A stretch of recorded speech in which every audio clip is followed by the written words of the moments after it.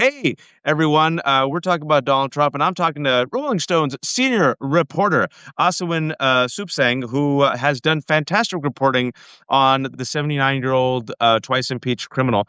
And you should go check out his articles. We're going to have him up on the site once we post this article. But two issues I want to talk to him about today that actually stem directly from his reporting and are extremely topical. You all might have heard about the Epstein scandal. Oh, Jeffrey Epstein, the pedophile who raped young girls for decades, who was Donald Trump's friend, and for no reason whatsoever. Glenn Maxwell, who was his complicit partner in preying on these girls and also molesting them, has just been moved, folks, from Florida to Texas in a cushy minimum security camp. Why? Nobody knows. And we just found out reporting that J.D. Vance, and along with all the top generals of the Trump regime, are camping out and coming with a strategy to how to deal with the Epstein case. Because, of course, there's no cover up, nothing to hide. It's all well here. I feel like the Leslie Nielsen naked gun meme where the building is collapsing behind him. He goes, "Nothing to see here, folks, nothing to see here." And, folks, as this is happening, Asawin just a couple of days ago came out with a really good reported piece, which I want to quote the title of the piece.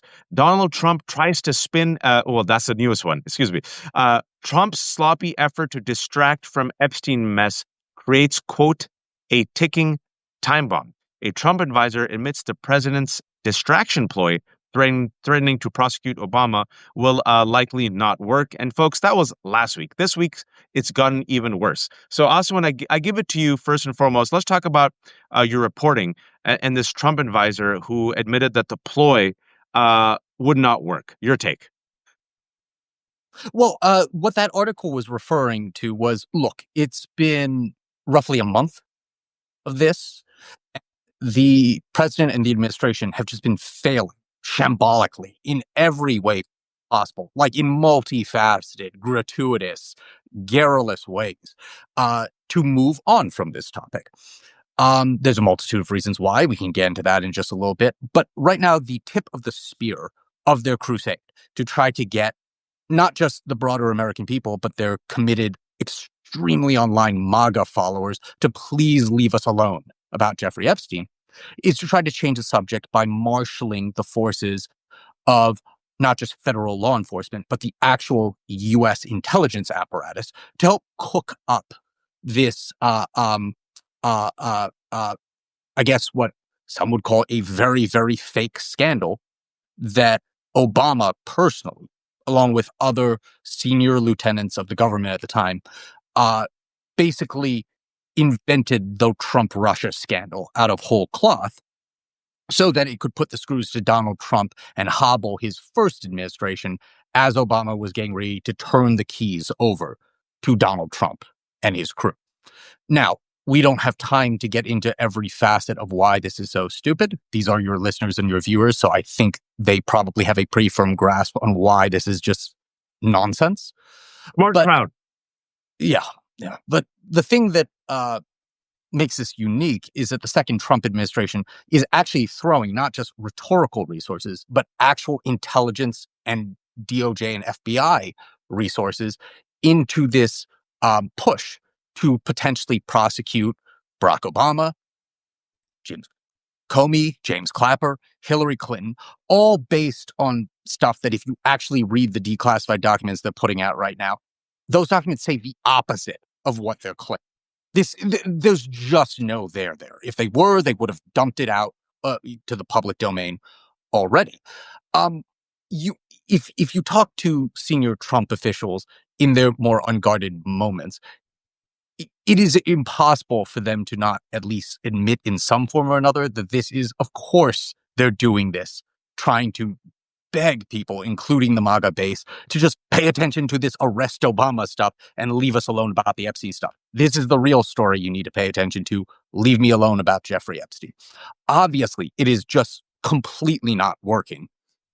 But in doing so, there are multiple things that are wrong with what they're doing. Number one, U.S. law enforcement and the intelligence apparatus are not supposed to be Donald Trump's plaything to try to legitimize his completely incorrect far-right conspiracy theories. Number two, if they actually do try to arrest Barack Obama, it's going to be a little bit difficult to prosecute him, given that Obama theoretically enjoys the same presidential immunity that Donald Trump enjoys, blessed by the always correct and all in court. And third of all, what the Trump administration is currently doing and throwing a heck of a lot of resources at is trying to use the entire U.S.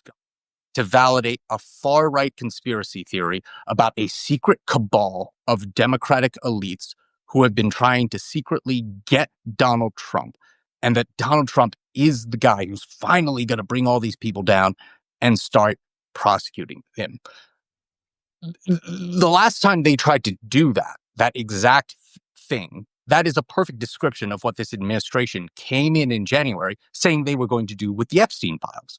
And Right. obviously, all they are doing right now, in a slightly different context, is completely disappointing all of these hardcore supporters of them who have been saying, wait a minute, where are the Epstein files? Are you guys now part of the cover-up? So the quote-unquote ticking time bomb that was described to us for that reporting is, well, what happens when you don't prosecute Obama? What happens if you don't go the full measure of devotion in terms of rounding up Hillary Clinton, James Comey, James Clapper, for all this stuff, which, even as bad as the conservative judiciary is right now, has a really thin chance of standing up in court? What happens when the people aren't marched out in handcuffs? If that happens, ironically, they are trying to distract with something that sounds eerily similar to the mess that they are currently drowning in. So, I'm not sure if your listeners and viewers would want to describe that as a fun little irony, but it certainly smacks of something close to that. Yeah, and a lot to unpack there, and I don't want to give too much credence to the bullshit because you don't want to spread the disinformation. But even the spin that they're trying, right? So it reminds me of a kid throwing spaghetti at the wall, hoping something sticks. But the base isn't following it, right? Because first and foremost, just some bare scrutiny. It makes no comment. It makes no sense why Marco Rubio and Republicans who would release that information, that bipartisan report, said that yes, Russia actually did interfere in our 2016 election. Whether or not it tilted the election, we don't know. But you got Republicans who were leading the Senate at that time who were co-authoring that bipartisan report. So number one, some questions to ask Marco Rubio. Hey, Marco Rubio, were you part of this deep state cover-up along with President Obama and all these other individuals? Really simple, basic question. And then Tulsi Gabbard came out, who is also seen affectionately as Russia's girl, Russia spy. And we saw Fox the day that Tulsi Gabbard came out to distract. Fox published Ned Price's piece. Ned Price, who served in the Clinton administration, in the Biden administration, who completely threw cold water on this. So the fact that Fox, that flaming leftist site of progressives, decided to quash this real-life attempt in real time to distract from the Epstein files also shows you that the right wing isn't falling for it. And then we saw, of course, this was just yesterday, House committee subpoenas the Clintons and top former DOJ officials. But so I'm so glad you mentioned the conspiracy, because you and me, unfortunately, because we're masochists, do the deep dives into MAGA's upside down world. And for folks who don't know, I always try to connect the dots for you. MAGA for the past 10 years has deliberately manufactured this conspiracy, as Asawin was talking about, that there is a deep state, and you got to put it in quotes, of basically anyone who opposes Donald Trump. Law enforcement, CIA, FBI, Obama, Clinton, MSNBC, me, Asawin, anyone. And we are part of an international sex trafficking ring that worships the devil, kidnaps children, rapes children, and kills children. I'm not making this up. This is the QAnon conspiracy theory that has radicalized people to commit violence against their family members, and also radicalize Ashley Babbitt, who showed up on the January 6th insurrection. What they have said is that Donald Trump is the only person, the only individual that has the wherewithal and the means to rise up and take out the deep state, which is why Donald Trump had to be elected. Because once he was elected, he would reveal the deep state. And how to reveal the deep state? By releasing the Epstein files, the smoking gun evidence that actually shows that we're not crazy, that this is proof that there's a deep state conspiracy and a liberal cabal. Well, now the deep state is Kash Patel. Now the deep state is Dan Bongino. Now the deep state is Pam Bondi. And what we found out from the Wall Street Journal reporting is that Pam Bondi in May told Donald Trump, you're in the Epstein files. And so what we've witnessed over the past 2 months, Aswin, this is even before the actual cover up of this week, is a cover up by the Trump administration and them lying to the public. And I want to go back to something that you said is I said, this is like the worst cover up done by the most incompetent, reckless people, that it is literally like a living example of the Streisand effect, where you try to suppress a scandal and you've done everything in your powers to make it worse. Am I out of pocket with my description of their attempts to cover this up? No, no, I don't think so at all. And when it comes to like, is this a scandal? Is this a cover up? This meets the qualifications for both things. And we've reached that point weeks ago because, as you pointed out, it doesn't really matter at this point what is or isn't in the files and what does or does not have Donald Trump's name affixed to it in this vast federal compendium that they're refusing to release even certain parts of right now.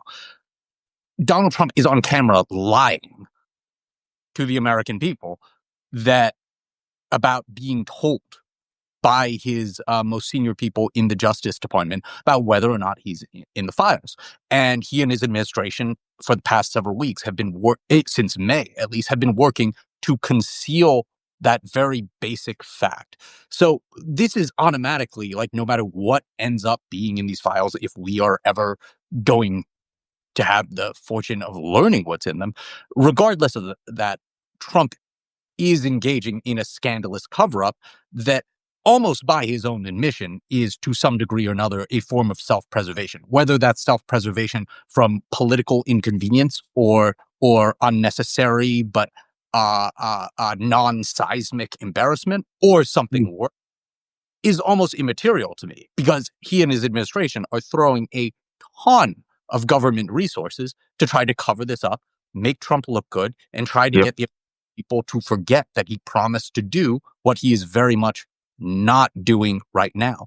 And that is a scandal, especially when it is festooned in this federal government-wide effort right now to say we are going to potentially jail our political opponents based on virtually nothing, just to try to get you distracted from that. In a simpler, saner time, that would be a monumental authoritarian scandal, which I would argue, objectively speaking, it is today, except in the second Donald Trump era, it's just another Tuesday or Thursday.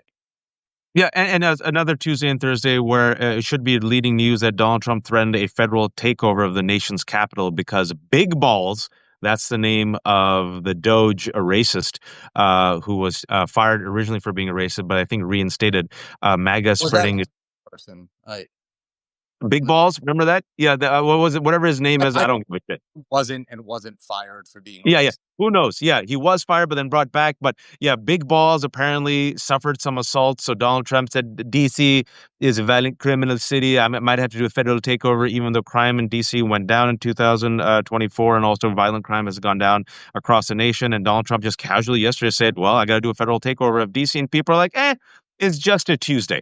But we try to keep the receipts. And you're right. I'm so glad that you stress that he is wasting and using our intelligence resources. Instead of going after the number one domestic terror threat, white supremacist terrorism or right-wing terrorism, he is actually diverting this intelligence, this personnel, these man hours, this money to go after this completely bullshit manufactured conspiracy, this fabricated story, just to distract from the Epstein file and the Epstein scandal. However, Aswin, what you have reported and what is clear to us is that the distraction isn't working. And for a person who's been talking about the right wing, can you tell the rest of us, for those who don't know, why this distraction this time in 2025? Usually the distractions always work. Black Little Mermaid, M&Ms, gay people, and we're like the dog from Up. We're like squirrel, squirrel. But this time, MAGA is not distracted and MAGA is pissed off. Why is this scandal not working?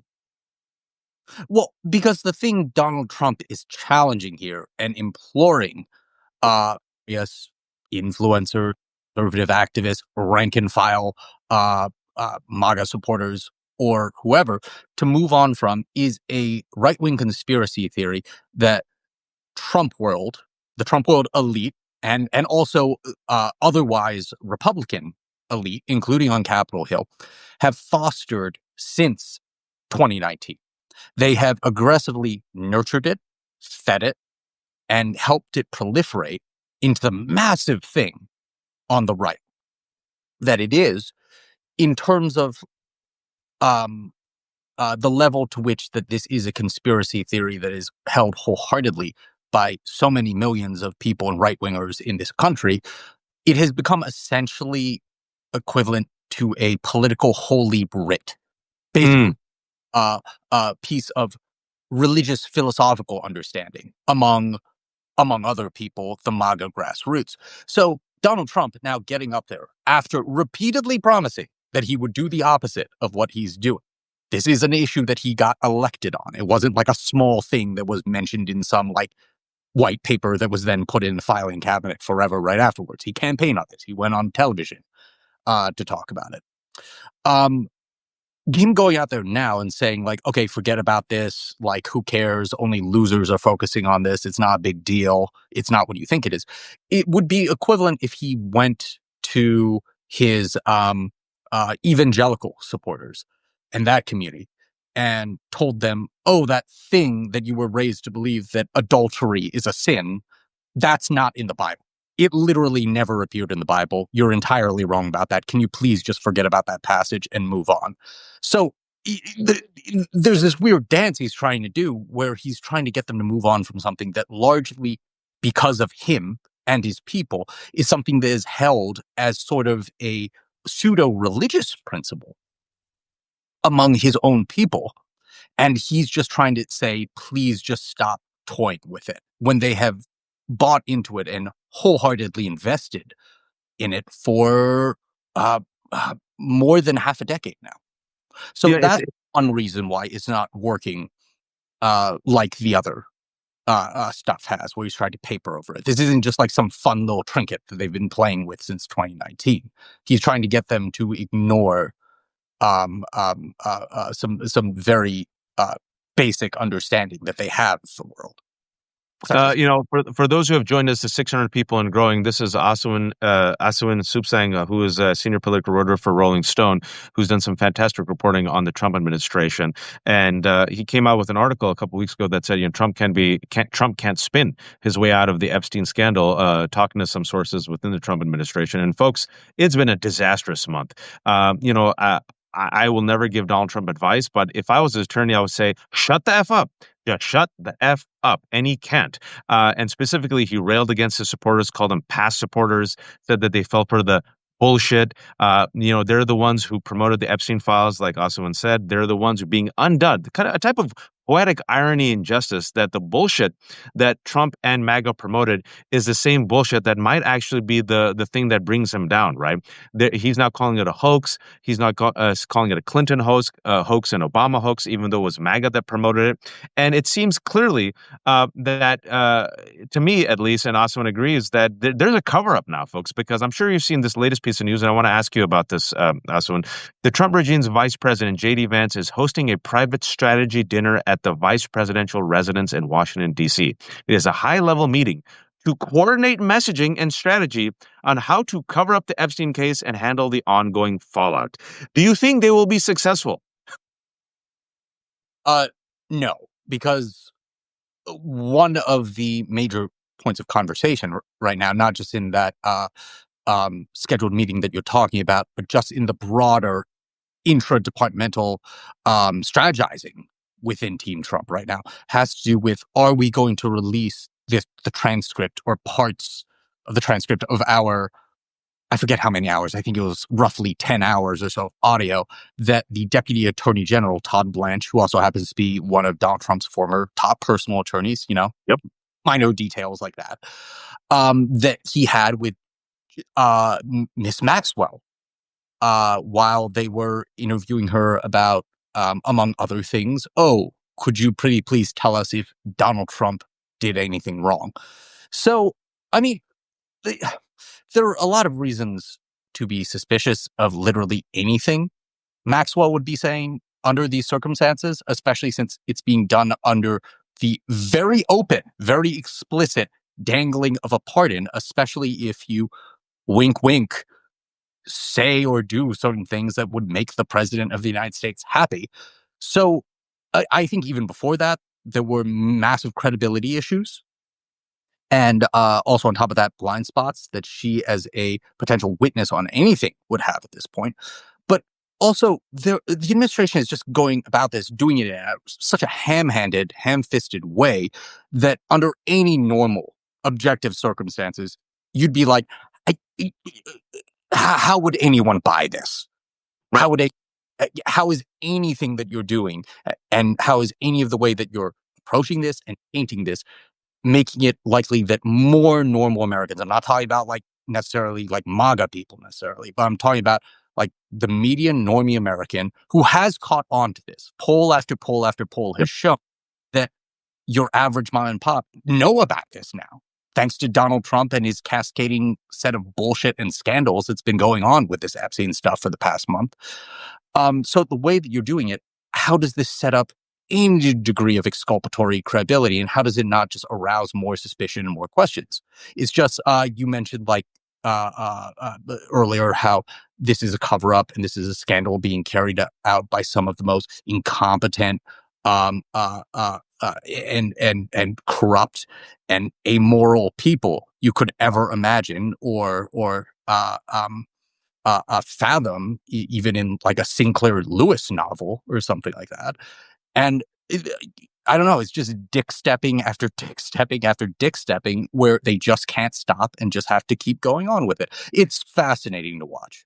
Dick stepping is, by the way, folks, a legal term, so you can use it, especially in high culture. And folks, as of 2 hours ago, source reports that Ghislaine Maxwell said, wait for it, she saw no wrongdoing by Trump in conversation with Todd Blanche. And folks who don't follow all the news, Todd Blanche, like Asawin said, is Donald Trump's personal attorney who now works for the Attorney General office because, of course, last week he spent 2 days under a shroud of secrecy with Ghislaine Maxwell. Right after the 2-day meeting, Ghislaine Maxwell's attorneys publicly beseeched Donald Trump and the Supreme Court for a pardon. And then, folks, randomly, just of course, randomly, for no reason whatsoever, Ghislaine Maxwell was transferred from Florida to Texas. And just today, just randomly, Ghislaine Maxwell is saying, oh, well, I saw no wrongdoing by Trump in conversations with, in her conversation with Todd Blanche, according to reports. I was predicting yesterday because they're so bad at this cover up. It's so like on the nose. It's like Keystone Cops territory, that what if I was a Ghislaine Maxwell, what I would say is the following. Okay, I'll tell you what you need to know. But you give me a commutation and some cushy digs, and I'll tell the world. I said this last week. I saw, who do you want? Clinton? Fine, Clinton. You want another liberal? Bill Richardson. You want someone else? Bill Gates, and I'll give you some more chum. And then I'll say, oh yeah, Epstein and Trump were friends, but then once Trump found out that he was a predator, he never went to the island, right? And voila, literally, it's happening in real time, but it's not moving the base, Asun, for everything that you just mentioned. And you mentioned the polls that came out. It said 81% of Republicans, 83% of independents, 90% of Democrats want the release of the Epstein files, and 89% of Americans are following this news. So to me, as a result of MAGA and Donald Trump creating this story, promoting this story, radicalizing their own base, and dick stepping every single step of the way over the past, I would say, 2 months, because bringing back the receipts, I knew there was trouble in the water. When I think it was about 2 months, Austin, correct me if I'm wrong. Kash Patel came out bug-eyed with Dan Bongino, and on right-wing media said, nothing to see here. We saw the Epstein files. It's all good. Epstein killed himself. It's a suicide. Okay, move on, move on. And then you're getting drip by drip by drip reports. Wired says there's 2 minutes and 50 seconds missing. Other folks are saying there's a minute missing. Last week, CBS said they talked to a government source that said they actually have the complete unedited video. Then Wall Street Journal, drip, drip, drip. Donald Trump wrote this vile, lewd letter to Epstein for his 50th birthday. Wall Street Journal again. Here are the other names in that birthday book assembled by Ghislaine Maxwell, right? Then you got Pam Bondi telling Donald Trump she's in the Epstein files. Then you got another piece of news from CBS that actually Allison Gill broke first, that the FBI division was instructed to redact Trump's names, right? And then you got Donald Trump, who can't shut the F up, openly saying, I fell out of a relationship with Epstein because he stole employees from me. The stealing was, of course, Virginia Giuffre, 16 years old, spa attendant, right? He can't shut the F up. He can't stop being cruel. So every single thing they've done, Asawin, to me, is now an open cover up. I'm perfectly fine using that word, and I'm perfectly fine saying that they have lied to the American public, because if they had nothing to hide, Asawin, wouldn't they just release the files?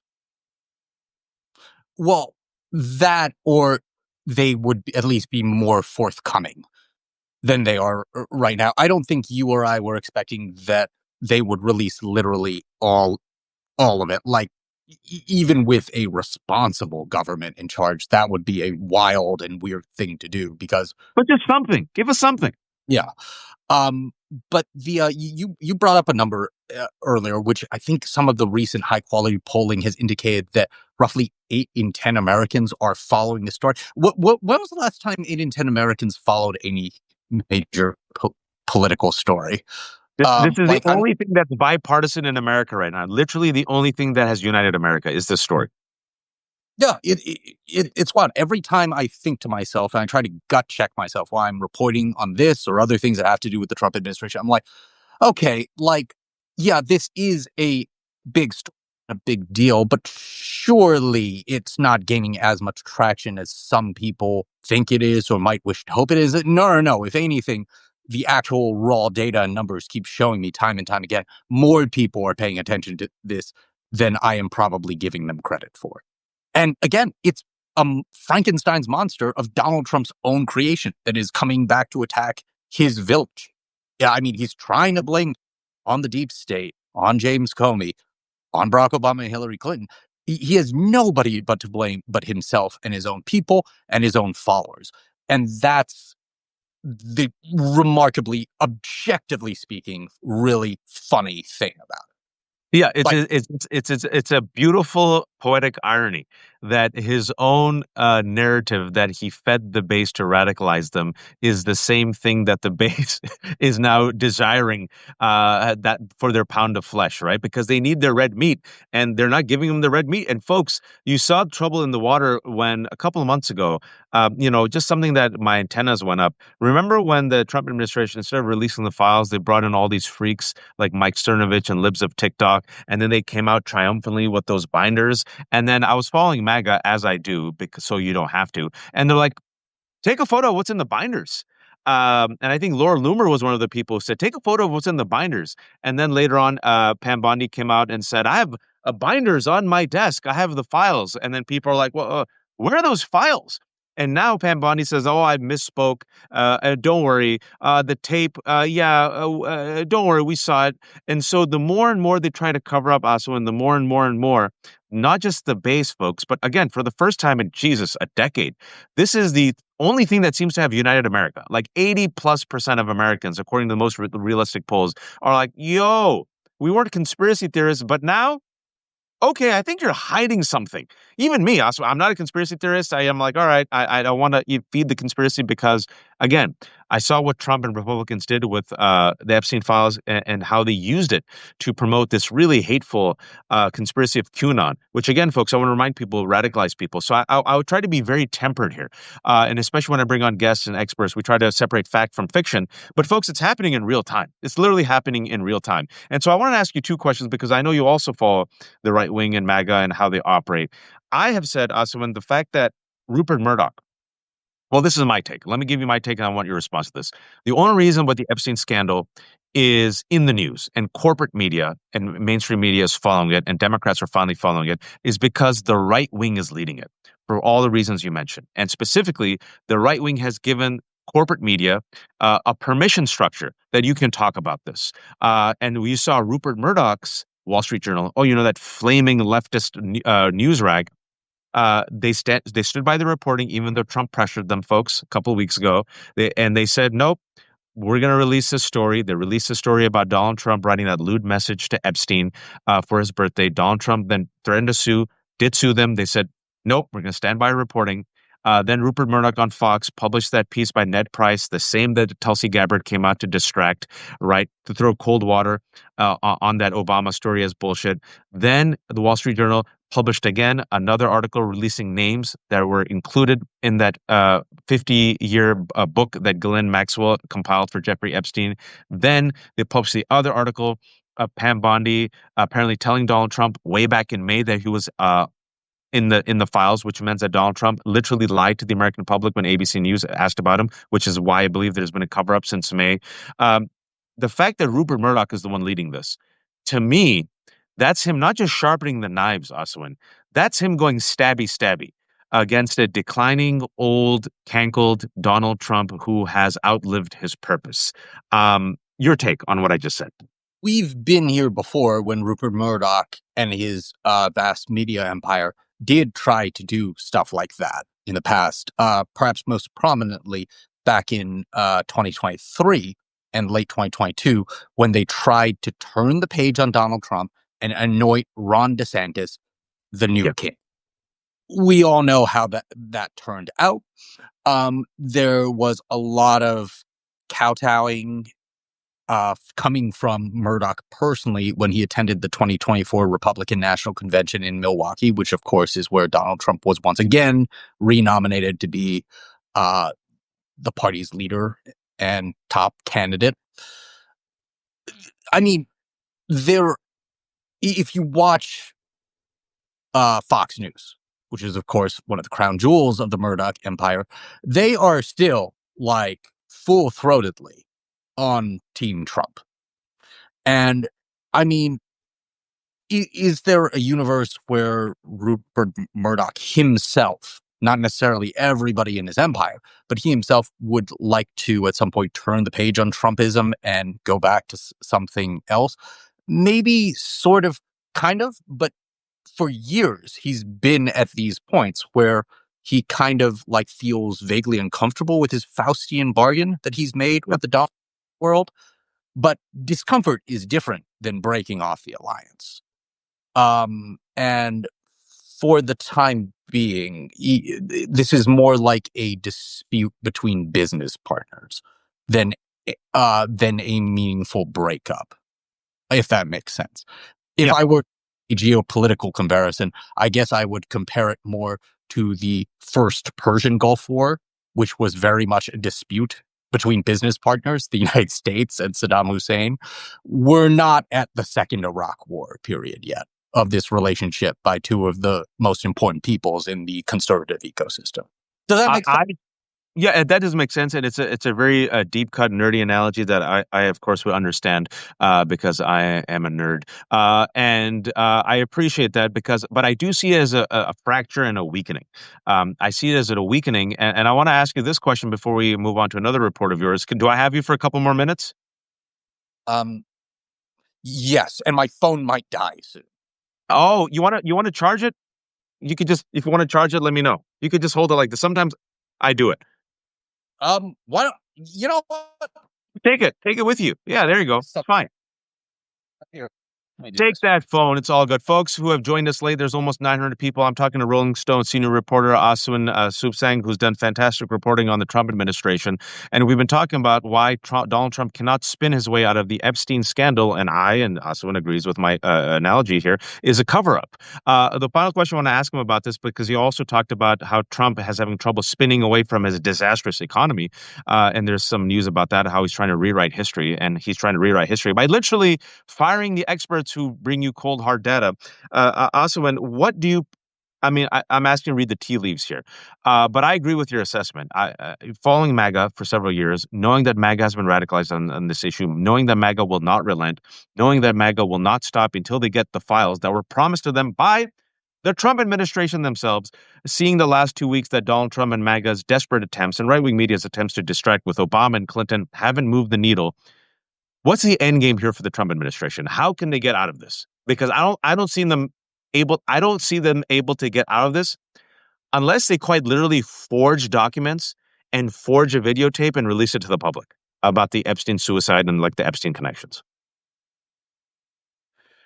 Zero idea how long this is going to go or where it ends up. I think the only thing that a lot of people across the political spectrum can agree on right now is that there doesn't appear to be an end in sight.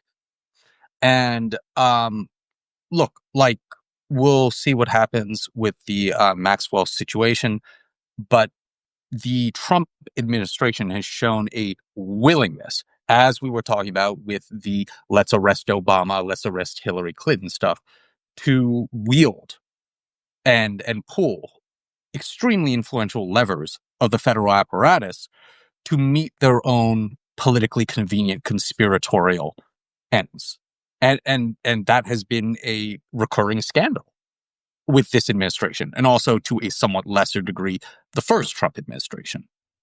So, given the fact pattern we have, and how Trump and his gang are more than willing to use the federal government for their own corrupt ends and to try to force whatever kind of politically convenient reality or authoritarian reality they want to force, we will see if they try to do that with the Epstein scandal. We will see. I would not put anything beyond them at that point. In fact, it would be foolish to do so because of what we've seen them do with everything else. It almost seems quaint at this point to talk about how Donald Trump is forcing basically the entirety of the federal government to co-sign his anti-democratic authoritarian lies that he actually the 2020 presidential election. He is doing everything he can to make that government policy, to the point that he is corruptly ordering the Justice Department to harass and criminally investigate certain people, including Chris Krebs, who, Right. as far as I can tell, committed no crime except for committing the sin of saying, actually, the 2020 presidential election wasn't rigged. So we are way beyond, we are completely through the looking glass on this stuff. Yeah, and I think people who can't imagine it are suffering from a failure of imagination, because in addition to signing an executive order going after Chris Krebs, who worked literally in the first Trump administration and simply did his job and said, "Hey, the election that you lost. It wasn't rigged. You won 2016, you won 2024, you lost 2020." He has accused him of treason. He's also signed an executive order going after Miles Taylor and Kash Patel, who's his FBI director, who has no experience in law enforcement, openly had a targeted list of enemies. So, folks, what we're witnessing is Donald Trump using and abusing his powers in real time, as he has in the past, to protect himself and to protect his allies and his friends, and to skirt any and all accountability. He has also pardoned 1,600 insurrectionists, including those who were violent and beat up cops. So do you put it past this man to do anything and everything, even potentially arresting President Obama, if it means protecting himself and not revealing the Epstein files? I don't. I literally put it up there that he will go after, God forbid, Obama and others, and use and abuse his Reeks, who are now in the Department of Justice, people like Attorney General Pam Bondi, Kash Patel, FBI director. And again, folks, the person who made the sweetheart deal, it seems like there was a quid pro quo with Ghislaine Maxwell, was Todd Blanche, who is the Deputy Attorney General, who was Donald Trump's personal attorney. And folks, we still haven't gotten the answer. Who authorized the transfer of Ghislaine Maxwell from Florida to Texas? Who in the Bureau of Prisons waived her sex offender status? Why, oh why, randomly out of nowhere, Ghislaine Maxwell, even though she just pretty much began her sentence, was moved from Florida to Texas? It's happening in real time. And I think a desperate Donald Trump is a scared Donald Trump, is a vicious Donald Trump, is a rabbit rat backed into a corner, who will chew through anything, even if it means if he chews through a wire and it burns down the house behind him. So that's what I'm worried about. And case in point, folks, another story that Asawin talked about, we saw an example of it just this week. Asawin has this report on the Rolling Stones. Asawin Suebaeng is a senior political reporter for the Rolling Stones. Thank you for the 900 people who are watching. Donald Trump tries to spin and purge his way to declaring economic victory.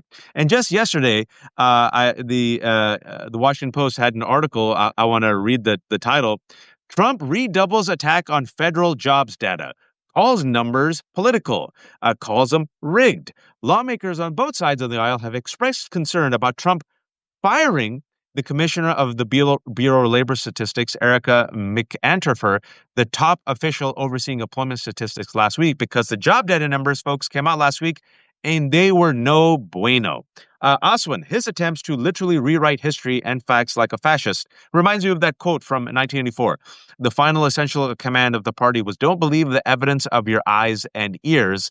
And the fact that he fired the commissioner of BLS, the Bureau of Labor Statistics, because he didn't like the data that showed that his economy is doing terribly. To quote Charles Barkley, terrible. Your take. What Donald Trump did late last week was something so comically and buffoonishly autocratic that Erdogan of Turkey already did basically the exact same thing back in 2022. Like, we don't even have to reach that far back into modern history's authoritarian or totalitarian eras to come up with uh, one-to-one comparisons with regards to what Donald Trump did late last week and is continuing to do in terms of trying to cover up what his economy actually looked like. There are autocrats right now doing authoritarian crackdowns and sustaining their authoritarian cults of personality in different parts of the globe who have done to the letter what the nominal leader of the free world is trying to do right now. And so when it comes to his crackdown on jobs data that may make him look bad or may be politically inconvenient to him, yes, that is very bad. It, like so much of everything else that happens every day of the second Trump era, is, in my humble opinion, mercilessly scandalous. Yep. But at the same time, I think you and I might agree that I'll put it this way: it is my prediction that it won't work.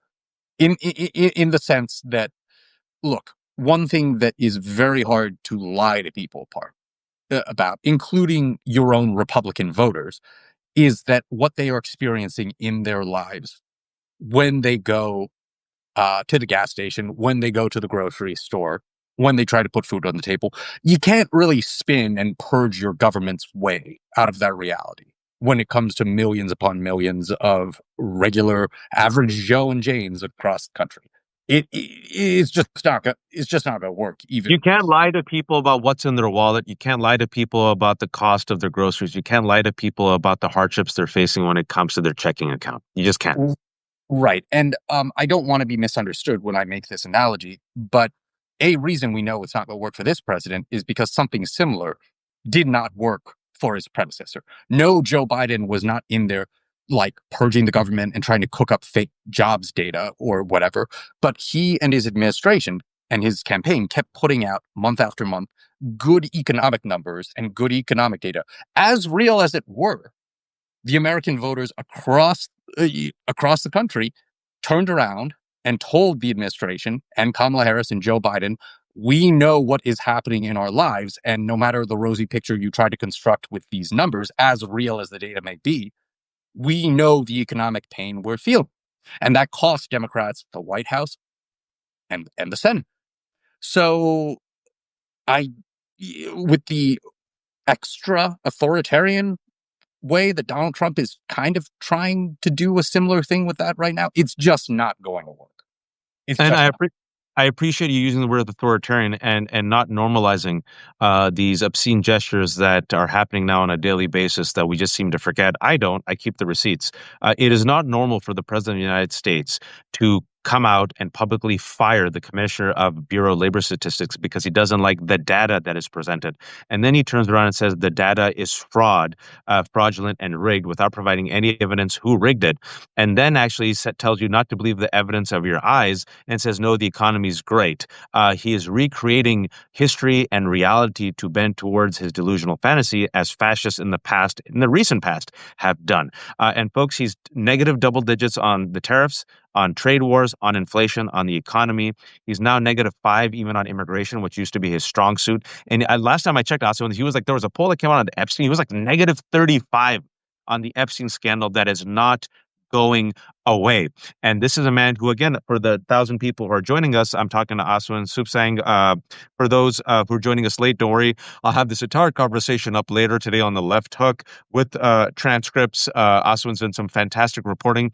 We're talking about two articles in particular. Number one, how we mentioned talking to Trump sources of why he's rattled on the Epstein scandal and why he can't spin his way out of it despite his best attempts.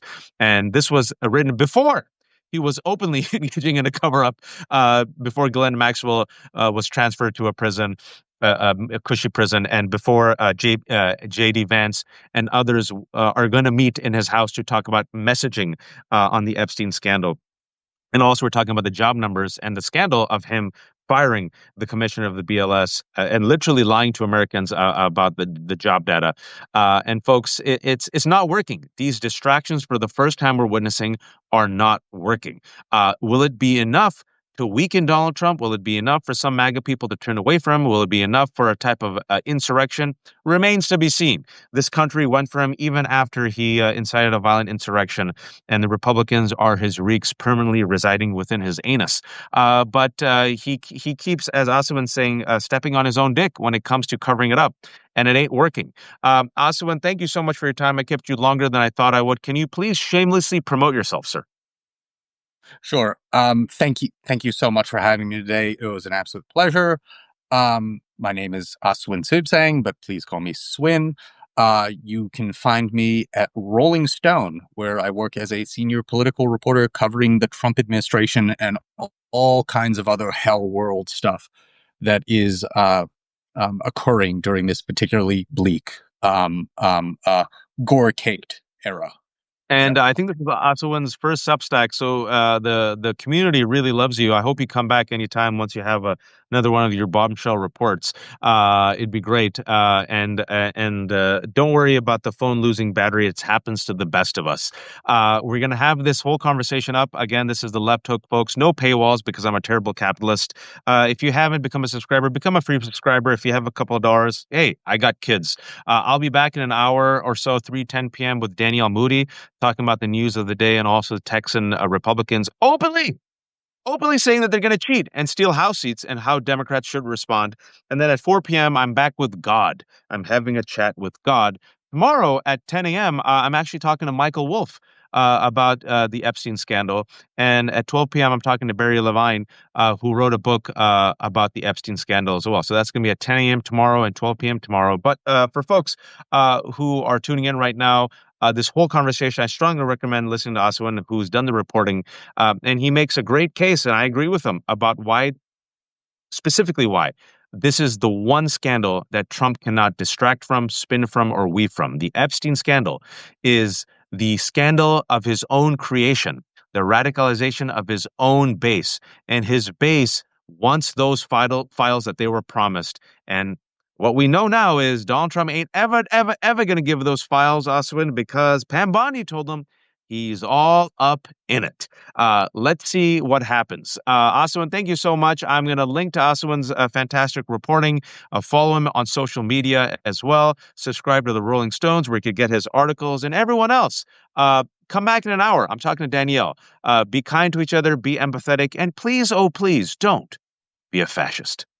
Take care, Asawin. Thank you, sir. Thank you.